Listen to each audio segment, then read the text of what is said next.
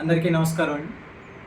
ఈరోజు ఈ మీడియా సమావేశం ఏర్పాటు చేయడానికి గల ప్రధాన కారణం, నిన్న గోదావరి జిల్లాలో రామచంద్రపురం కాన్స్టిట్యున్సీలో వైసీపీ నాయకులు కొందరు, కాపు నాయకులు ముఖ్యంగా సమావేశం ఒకటి ఏర్పాటు చేసుకుని ఆంధ్రప్రదేశ్ రాష్ట్రంలో ఉన్నటువంటి ప్రజల్ని కులాల వారీగా విభజించి, గతంలో వైసీపీ ప్రభుత్వం అధికారంలో ఉండగా, వైసీపీ నాయకులు అధికారంలో ఉండగా ఏ విధంగా అయితే కుల నాయకుల చేత మాట్లాడించారో, అల్లర్లు చేయించారో, అదే విష సంస్కృతిని మళ్ళీ ఆంధ్రప్రదేశ్లో ప్రవేశపెట్టడం కోసం, ఒక ప్రణాళిక రచించడం కోసం నిన్న వైసీపీ నాయకులు సమావేశం ఏర్పాటు చేసుకోవడం చాలా దురదృష్టకరం. సరే, వాళ్ళు సమావేశం ఏర్పాటు చేసుకున్నారు. పార్టీని ఏ విధంగా వృద్ధి చేసుకోవాలి, ఆంధ్రప్రదేశ్లో మళ్ళీ అధికారంలోకి ఎలా రావాలి అనేటటువంటి ప్రణాళిక కోసం పోనీ నాయకులు సమావేశమైన తప్పు లేదు. కానీ ఈ విష సంస్కృతిని, కాపుల్ని విడగొట్టడానికి, తర్వాత ముఖ్యంగా డిప్యూటీ సీఎం పవన్ కళ్యాణ్ గారికి కాపుల్ని దూరంగా పెట్టడం కోసమే వీళ్ళు సమావేశం ఏర్పాటు చేసుకున్నట్లు న్యూస్ ద్వారా తెలుస్తుంది. ఇది చాలా దురదృష్టకరమైన సంఘటన అండి. ముఖ్యంగా ఆంధ్రప్రదేశ్ రాష్ట్ర ప్రజలు, ఈరోజు మేము అవనగడ్డ నియోజకవర్గం నుంచి మాట్లాడుతూ ఉన్నాం. అవనగడ్డ నియోజకవర్గంలో ఉన్నటువంటి కాపు ప్రజలు కూడా, అందరూ కూడా దృష్టిలో పెట్టుకోవాల్సిన విషయాలు ఏంటంటే, పవన్ కళ్యాణ్ గారు లాంటి నిజాయితీ పరుడు రాజకీయాల్లోకి రావాలని మనం ఎంతో కాలం నుంచి ఎదురు చూస్తూ ఉన్నాం. ఎవరైనా సరే ప్రజలకి మేలు చేసే నాయకుడు వస్తే అతనికి సపోర్ట్ ఇవ్వడానికి ఎంతోమంది సిద్ధంగా ఉన్నాం ఈ రోజున మనం. అలాంటి నాయకుడు వచ్చి ఈ రోజున ఎటువంటి అవినీతికి తావు లేకుండా పరిపాలన చేస్తూ ఉంటే, డిప్యూటీ సీఎం హోదాలో ఉండి మనం సహకరించాల్సింది పోయి మనమే రాళ్ళేసి అతన్ని ఇబ్బంది పెడతా, ప్రతి చిన్న విషయానికి కులాన్ని అంటగడతా, అసలు కనీసం రాష్ట్రంలో జరిగిన సంఘటన పవన్ కళ్యాణ్ గారి చెవికి చేరకముందే వీళ్ళ చేత ప్రెస్ మీట్లు పెట్టిస్తా, ఇలాంటి వాతావరణం కల్పిస్తూ ఉన్నారు వైసీపీ నాయకులు. దయచేసి ప్రజలంతా కూడా గమనించగలరు. మీరు ప్రజలు చాలా విఘ్నతతో గతంలో 2024లో మీరు స్పష్టమైన మెజార్టీ ఇచ్చి పవన్ కళ్యాణ్ గారిని చూసి, ముఖ్యంగా మెజార్టీ ఇచ్చి అధికారంలోకి తీసుకురావడానికి ప్రధాన కారకులు మీరు.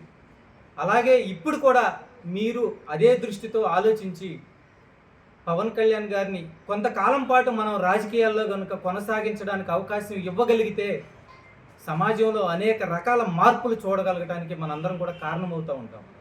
దయచేసి ప్రజలు, ఈ వైసీపీ నాయకులు ఏ ప్రెస్ మీట్ పెట్టినా, ఏం మాట్లాడినా కూడా నిజమెంత అనేది మీరు ఆలోచన చేయాలని విజ్ఞప్తి చేస్తూ ఉన్నాం.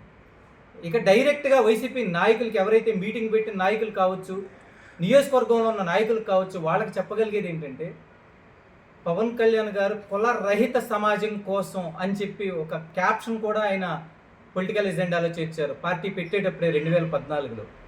ఈరోజు కూడా మాట తప్పకుండా, మడం తిప్పకుండా ఆ మాట మీద నిలబడి ఎవరైతే అన్యాయానికి గురవుతున్నారో వాళ్ళకి న్యాయం చేయడం కోసం ప్రయత్నం చేస్తూ ఉన్నారు అధికారంలో ఉండి కూడా.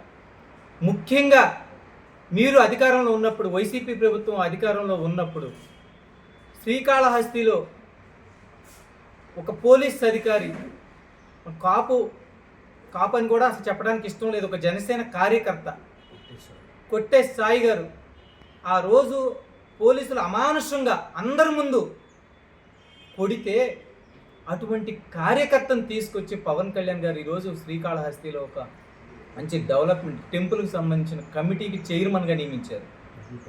టెంపుల్ కమిటీకి చైర్మన్గా నియమించారు అంటే సార్ ఎలా గౌరవిస్తారని చెప్పడానికి ఒక ఉదాహరణ. మరి ఈ కాపులనే కాదండి, అక్కడ ఏ వర్గమైనా కావచ్చు, ఆయన కులం చూసి ఎవరు ఏది కూడా, ఎవరైతే అన్యాయానికి గురయ్యారో వాళ్ళని అందలం ఎక్కించడం, వాళ్ళకి న్యాయం జరగడం కోసం ప్రయత్నం చేయటం ఆయన ఎజెండా. ఇటువంటి నాయకులు ఈ రోజున ఉండటం మన అదృష్టం. మనం భూతద్దం పెట్టి వెతికినా దొరకరు. అలాగే వైసీపీ నాయకులు, మరి గతంలో మీరు ప్రభుత్వం అధికారంలో ఉన్నప్పుడు కాపు బిడ్డలకి మరి విదేశాలు వెళ్ళి చదువుకున్నారు. మీరు ఆ రోజు స్కాలర్షిప్ అనౌన్స్ చేశారు, మీ మేనిఫెస్టోలో చెప్పారు. విడిగా ఓదరగొట్టాడు జగన్మోహన్ రెడ్డి గారు రాష్ట్రంలో తిరుగుతూ ఉంటారు.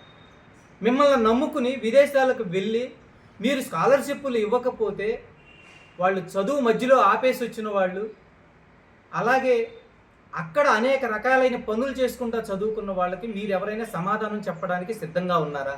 మీ వల్ల ఎంతమంది నష్టపోయారు? అప్పుడు ఏ ఒక్క కాపు నాయకుడు ఎందుకు బయటకు రాలేదు మాట్లాడటానికి? జగన్మోహన్ రెడ్డిని వెళ్ళి అడిగే ధైర్యం మీకు లేదు ఆ రోజునని చెప్పి సూటిగా మిమ్మల్ని ప్రశ్నిస్తూ ఉన్నాం. అదేవిధంగా కోనసీమలో అల్లర్లు సృష్టిస్తే ఎంతమంది కాపులు బయటకు వచ్చి ఆ రోజు ప్రెస్ మీట్లు పెట్టారు? మరి ఆ రోజు ఎందుకు రాలేదు మీరు? మరి అదేవిధంగా ఈడబ్ల్యూఎస్ రిజర్వేషన్లో నేను ఇవ్వను, ఏం చేసుకుంటారో చేసుకోండి అని చెప్పి సామర్లకోటలో జగన్మోహన్ రెడ్డి గారు బహిరంగంగా చెప్తే ఒక్క కాపు నాయకుడైనా బయటకు వచ్చి ప్రెస్ మీట్ పెట్టాడా? అంటే ఎలా ఉందంటే ఇది ప్రజలకు స్వేచ్ఛ ఇవ్వాలి, ప్రజలకు స్వాతంత్ర్యం ఇవ్వాలి, ప్రజాస్వామ్యబద్ధంగా పరిపాలన సాగించాలని కూటమి ప్రభుత్వం ఈరోజు పరిపాలన చేస్తూ ఉంటే లేనిపోనివి నిరాధార ఆరోపణలు నిందలు వేసి మానసికంగా ఆందోళనకు గురి చేస్తారు ఆ పవన్ కళ్యాణ్ గారిని. మరి జగన్మోహన్ రెడ్డి డైరెక్ట్గా చెప్తే, డైరెక్ట్గా ఆయన హయాంలో చేస్తే, చెప్పిన పనులు చేయకపోతే కళ్యాణ మండపాలు కట్టిస్తానన్నాడు, స్కాలర్షిప్లు ఇప్పిస్తానన్నాడు కాపు కుర్రోళ్ళకి. ఏమీ చేయలేదు. ఒక్కడొచ్చి బయటకు వచ్చి అడగలేదు ఆ రోజు మీరు. మరి ఎందుకు అడగలేదు మీరు? ఆయన అంటేనే భయమా? సరే, ఇంకొకటి కూడా అడుగుతానండి, సూటిగా చెప్పండి. పోనీ కాపు నాయకులు ఎవరైతే మీరు పెడతా ఉన్నారో వాళ్ళకి సూటిగా ఇంకొకటి కూడా అడుగుతూ ఉంటారు. ఇప్పుడు ముద్రగడ్డ పద్మనాభం గారు ఆయన ఏదో సవాళ్ళు విసిరారు, కాపులను ఉద్ధరిస్తానని చెప్పి, నేను పేరు మార్చుకుంటానని చెప్పి. సరే, ఆయన రెడ్డిగా పేరు మార్చుకున్నాడు. మరి కాపులకి న్యాయం చేయలేకపోయినటువంటి జగన్మోహన్ రెడ్డి గారు కూడా పేరు మార్పించగలరా మీరు? కాపు పేరు ఏదన్నా పెట్టుకోవడానికి సిద్ధపడతాడు ఆయన? మరి కాపులను అందలం ఎక్కించడానికి ఆయన ఏమైనా సిద్ధంగా ఉంటాడా? ఆయన సీఎం కుర్చీ వదిలేసి ఏమన్నా కాపులకి ఎవరికైనా ఇవ్వడానికి ఏమన్నా బహిరంగంగా అనౌన్స్ చేసే ధైర్యం ఆయనకుందా? లేదు. మీరేంటంటే ఎవరైతే తొత్తులు ఉన్నారో వెనక వైసీపీలో ఉన్నటువంటి, మాకు ముఖ్యంగా విశ్వాస్, మనకి బందర్లో ఉంటాడు విశ్వాసం, మారుపేరు, విశ్వాసానికి మారుపేరు, వాళ్ళ ఇంటి దగ్గర చక్కగా అవన్నీ చేసుకుంటూ ఉంటాడు పేరు నాని గారు. అంబటి రాంబాబు గారు జలవనరుల శాఖ మంత్రిగా ఉండి ఏమన్నా అసలు కనీసం చెప్పాం, గతంలో కూడా చెప్పాం, ఆ టీఎంసీకి క్యూసెక్కి కూడా తేడా తెలియని వాడు మంత్రి అయ్యాడు ఆ రోజున.